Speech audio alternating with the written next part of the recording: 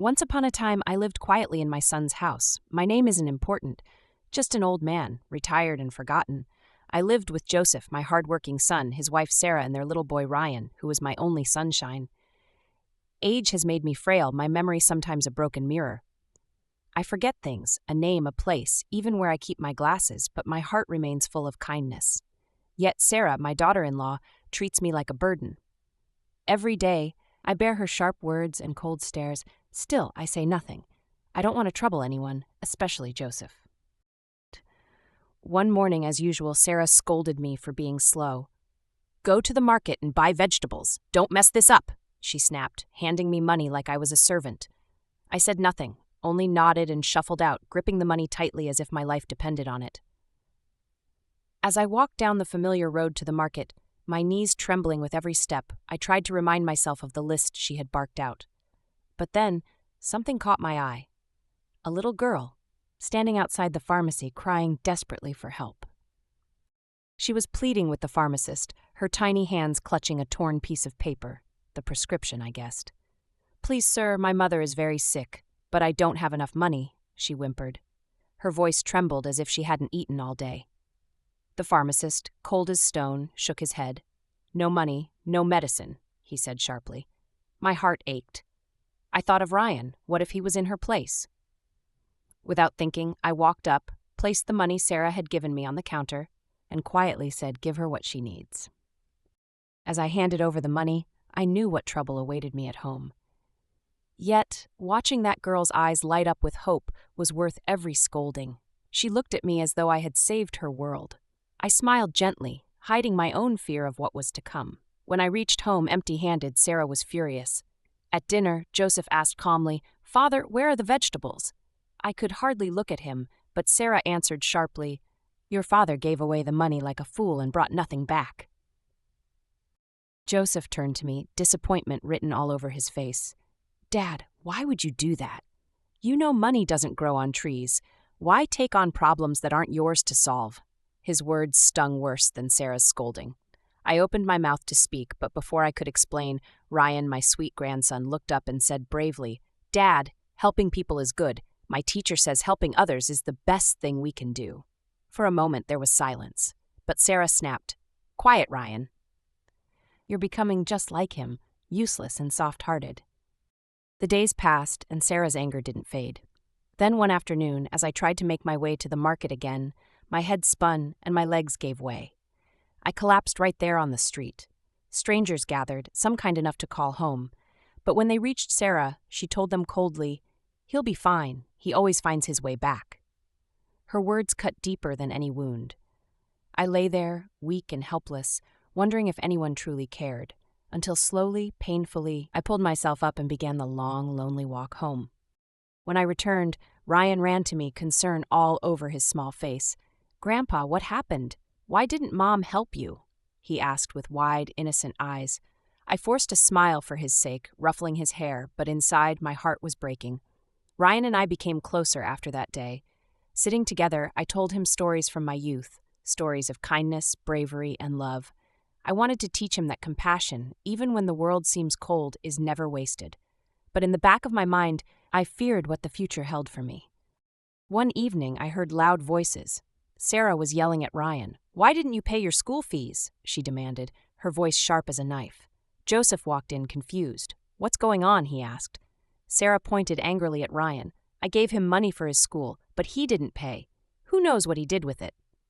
Ryan stood quietly, head bowed, until finally, in a trembling voice, he said, "Mom, I gave it to a friend. His family is poor. They couldn't pay and he was going to be kicked out." His eyes filled with tears. Sarah flew into a rage, raising her hand to hit Ryan. "You're just like your grandfather," she screamed, "always giving away what we don't have." But before she could strike him, Joseph stepped in, grabbing her wrist. "Enough," he said firmly. "Ryan did the right thing. I'll pay the fees again."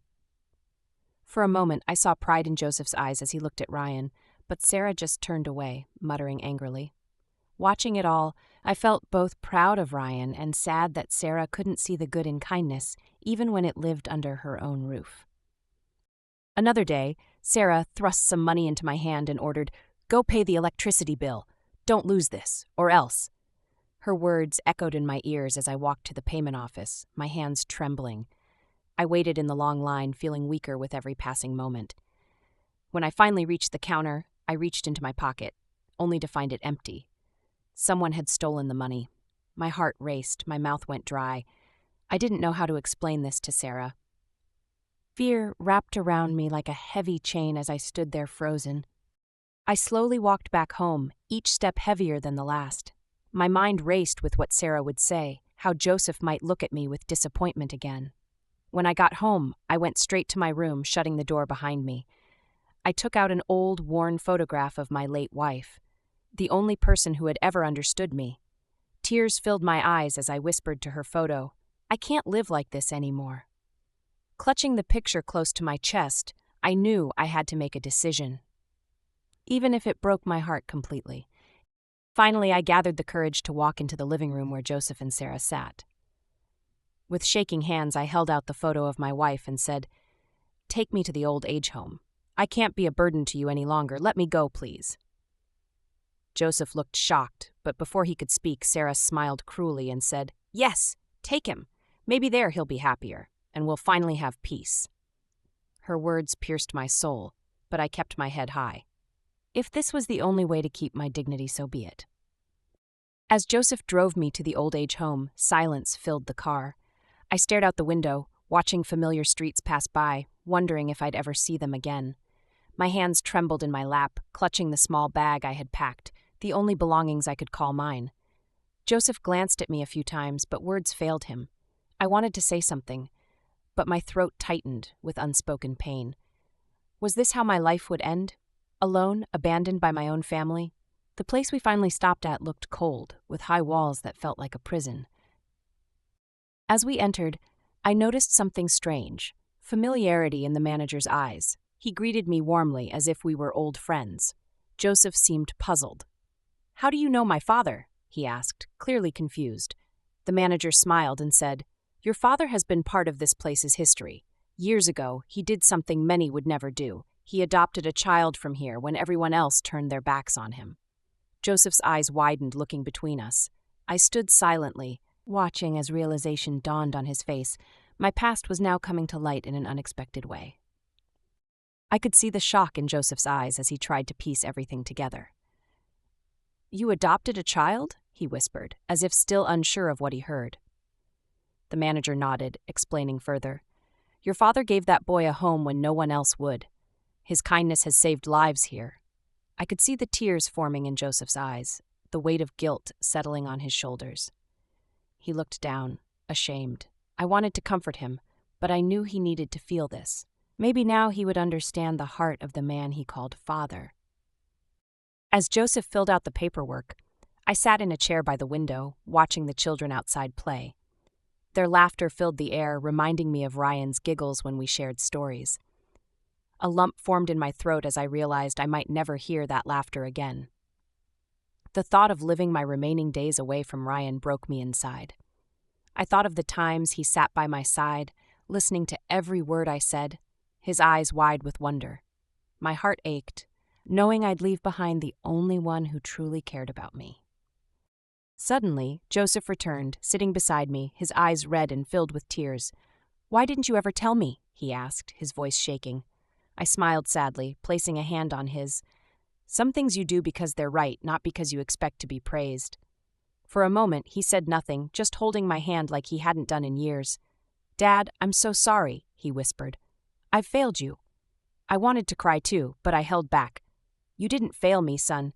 You just forgot who I was, but it's never too late to remember." Back at home, Sarah was pacing impatiently. When Joseph finally returned alone, her first words were sharp. "Why did it take so long? Did you leave him at the graveyard too?" Her cruel words shattered the fragile hope I had left. But Joseph, with a fire in his eyes I hadn't seen before, turned to her and shouted, "Enough, Sarah! Do you even know the man you've treated like garbage all these years?" She froze, staring at him. "He adopted a child from that place when no one would. That's who he is, someone with more heart than any of us." Sarah's face drained of color as Joseph's words hit her like a slap. She stammered, "What do you mean?" But Joseph wasn't done. "You think you're better? You think you've done more? He gave a life to a child who had no one, and how did we repay him? By throwing him out like trash. Tears streamed down her face as she realized the truth of what Joseph was saying. For the first time, she looked truly sorry. But apologies, I knew, were not enough. The damage had been done, and whether or not it could be repaired was uncertain.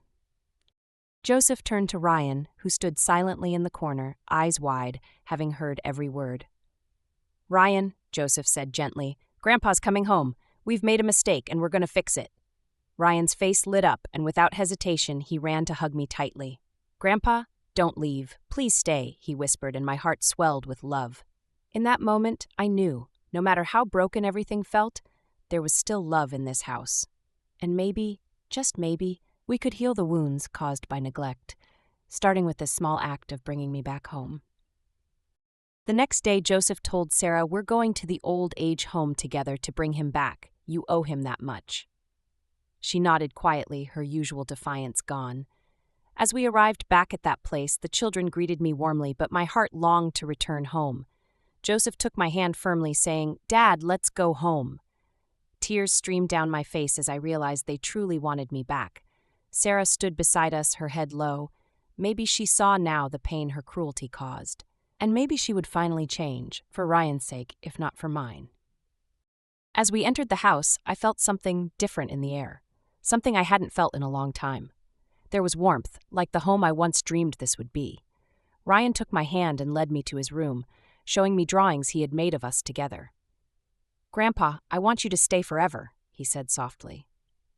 I smiled, holding back tears, realizing that despite everything, love had survived. And in that moment, I knew my purpose wasn't over yet.